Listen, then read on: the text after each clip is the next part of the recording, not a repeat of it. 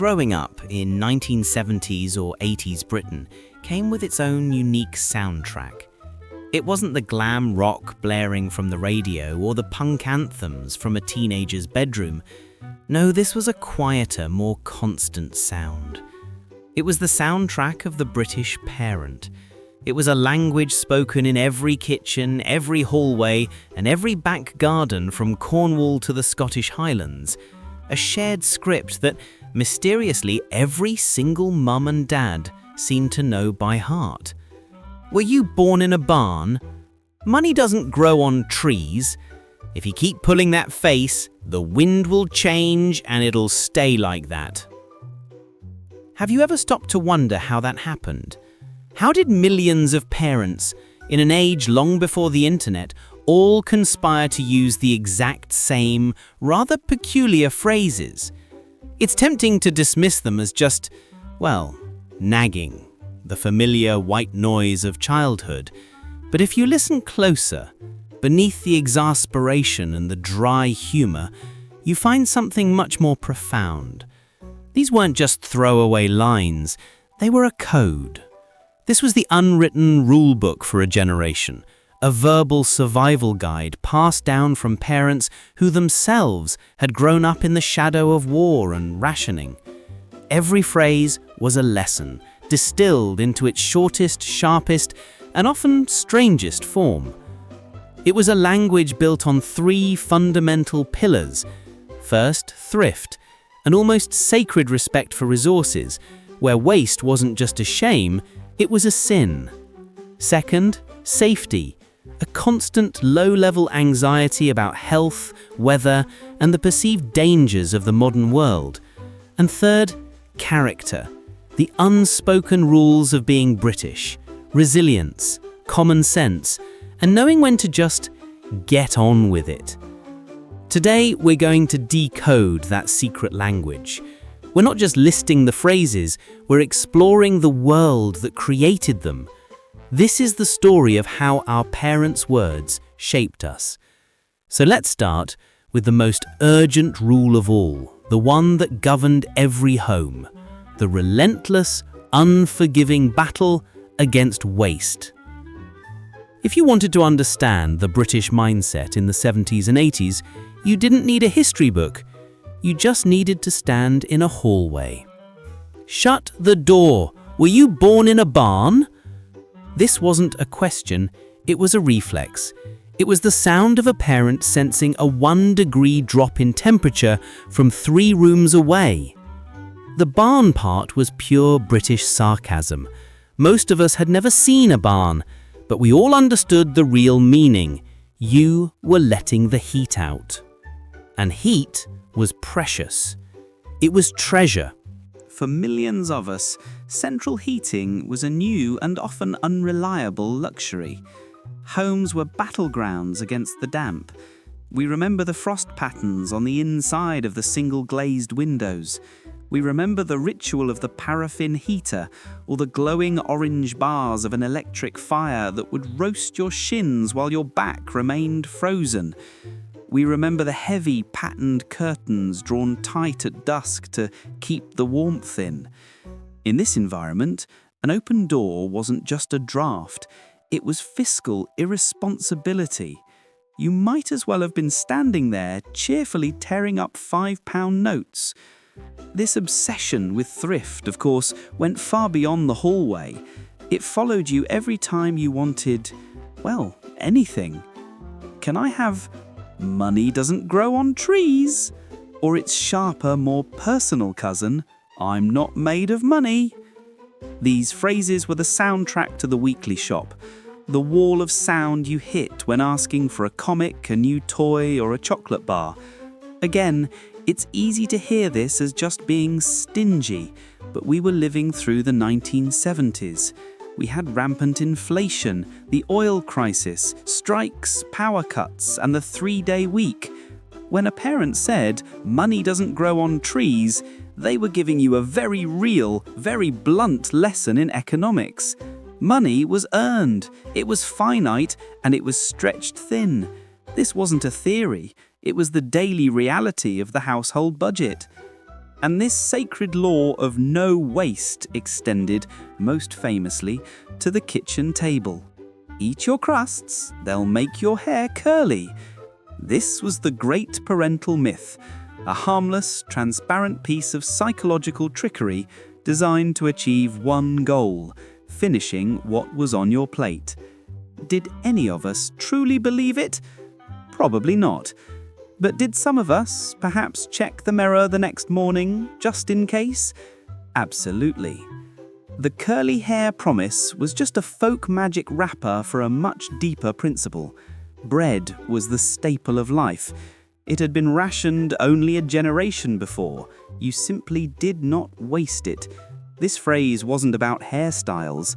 It was about gratitude. It was the echo of a much harder time, reminding us, in the gentlest way possible, to be thankful for every slice. If thrift was the first pillar of the parental survival guide, the second was a complex web of folk science and health warnings. This was a realm where logic took a holiday, but good intentions worked overtime. The most dramatic of these warnings was, without question, "You'll catch your death of cold." This phrase was delivered with theatrical urgency. It could be triggered by any number of minor infractions: stepping outside with damp hair, sitting in a draft, forgetting your scarf, or the cardinal sin of wearing damp socks. To a modern ear, it sounds extreme. Catch your death, really? But it carried the weight of history. Many of our parents or grandparents grew up in an era before antibiotics were handed out for every sniffle. They remembered when a simple cold could turn into pneumonia, when illnesses were genuinely dangerous. So the phrase wasn't really about a chill. It was a raw expression of care, a desperate, slightly panicked plea to stay safe, wrapped in the language of melodrama. This folk science reached its absolute peak, however, in the living room, right in front of the telly. Don't sit so close to the telly, you'll get square eyes. This was the definitive warning of the 1970s and 80s. Was there a shred of scientific evidence for it? Of course not. But that didn't matter. It was a multi-purpose tool. On one level, it was a parent's genuine, if misplaced, fear of this new magical technology, this glowing box that their children held mesmerized for hours. Surely it couldn't be good for them.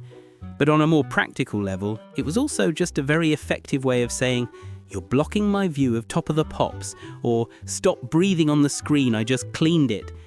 It was the first ever screen time debate, and square eyes was the perfect, terrifying myth to keep us all shuffling back an acceptable distance.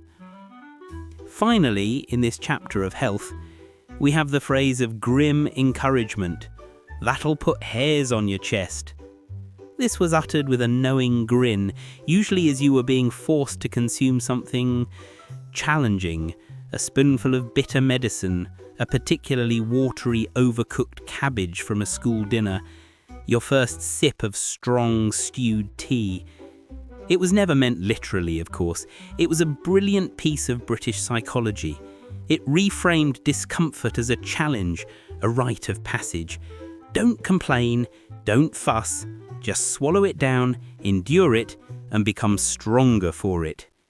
It was the stiff upper lip philosophy, taught one grimacing spoonful at a time. Beyond the physical world of folk remedies and safety warnings, parents had to manage the sheer anarchic chaos of childhood itself. And for this, they deployed a different and perhaps more brilliant set of tools. This was the mythology of parental authority, a masterful blend of surveillance, psychology, and the vaguely supernatural. It started with the absurd. If you keep pulling that face, the wind will change and it'll stay like that. Let's pause to appreciate the genius of this. It's a complete, wonderful fabrication. No parent in history ever truly believed this, but it worked. It worked because the mind of a 5-year-old is not entirely sure about the laws of physics. There was that tiny, terrible sliver of doubt. What if?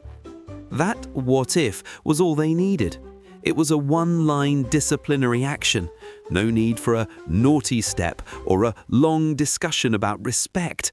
Just the vague, surreal threat of a permanent wind-blasted gurn. Efficient.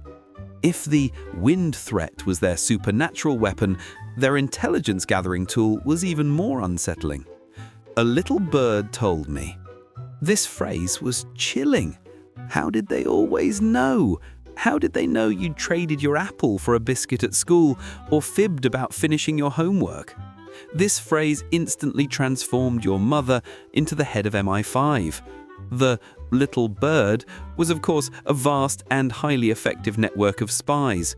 Mrs. Gable from 3 doors down, the teacher at the school gate, the man in the corner shop. You never knew who the informant was, and that was the point. It created a panopticon of twitching net curtains and whispered phone calls. It taught you, in a way nothing else could, that you were always, somehow, accountable. But there was one phrase that topped them all. The nuclear option. The words that could stop a small riot dead in its tracks. Wait until your father gets home. This was different. It wasn't funny. It wasn't absurd. It carried weight. These 6 simple words could cast a dark shadow over an entire afternoon. The crime itself was forgotten. The terror was in the waiting. The genius of it was the anticipation. The hours spent imagining the impending doom were, almost without fail, far worse than the eventual consequence, which might only be a stern look. It was a masterful, if slightly terrifying piece of psychological warfare. It was discipline by proxy, a lesson in consequence, and a perfect snapshot of the traditional family structure of the era, where father was often the final, distant, and almost mythical arbiter of justice. But amidst all the bizarre threats, the folk science, and the economic lectures, there was another layer to the secret language. These were the phrases that weren't about thrift or safety, they were about character. These were the moments our parents, perhaps without even realizing it, became accidental philosophers. It began with the classic defense against peer pressure. When your only argument was, "But everyone else is doing it," the reply was instant, sharp, and devastating. If everyone jumped off a cliff, would you do it too? It was unanswerable. It was pure, simple logic that cut through every childhood excuse. Long before we had terms like peer pressure, this one sentence taught us individualism. It taught us to think for ourselves, even when, especially when, it was uncomfortable. Even the jokes had a hidden curriculum. The moment you stood, mesmerized, blocking the view of the telly, you'd hear it. "You make a better door than a window." This was British humour at its finest. Dry, a little absurd, and instantly effective. It wasn't a scolding, it was a witty, gentle nudge. A reminder that you share the world with other people. Be aware of the space you occupy. Be considerate. And then there was the core tenet of the British spirit, delivered in its most practical form. When you inevitably spilled your tea, broke a biscuit, or stained your jumper, the response was calm. There's no use crying over spilled milk. This wasn't cruel, it was practical. It was resilience in a single sentence. Accidents happen, acknowledge it, clean it up, and move on. Dwelling on the unfixable was a waste of perfectly good emotional energy.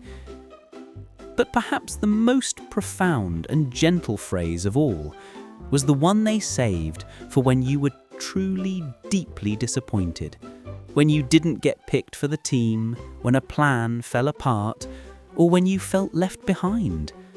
They'd sit with you and say quietly, "What's meant for you won't pass you by." This wasn't a warning, it wasn't a joke, it was a comfort.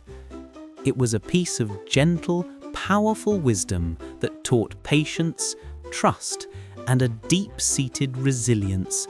a reassurance that life somehow has a way of working itself out. This, then, was the secret language, a complex code born of post-war thrift, a healthy dose of anxiety, and a deep, often unspoken love. It was the soundtrack to our lives. Today we laugh at the memory of square eyes and the terror of the wind changing. But the truth is, these phrases are more than just memories. They're the echoes we still carry with us. They are the foundations of our own character. We hear them in our own heads. We find ourselves, decades later, standing in a hallway shouting, "Were you born in a barn?" at our own children. And in that moment, the code is passed on.